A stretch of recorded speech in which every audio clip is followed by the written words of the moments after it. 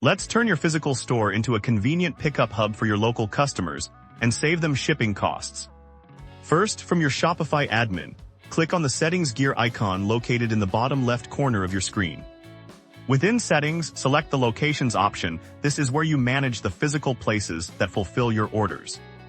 Here you'll see your listed locations. Click on the name of the location where you want to offer local pickup, typically your main store address.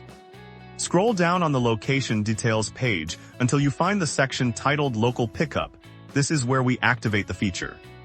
Now simply check the box that says Enable Local Pickup. Once you do this, additional settings will appear to customize the experience.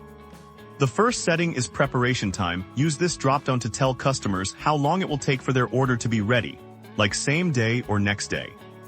Next, add clear pickup instructions. Tell customers exactly what to do when they arrive, like which entrance to use, or if they need to show an order confirmation. Once you've configured these details, scroll all the way down and click the green Save button to activate local pickup for this location. And that's it. Now when local customers check out, they'll see the local pickup option alongside shipping methods, making it easy for them to choose to collect their order directly from you.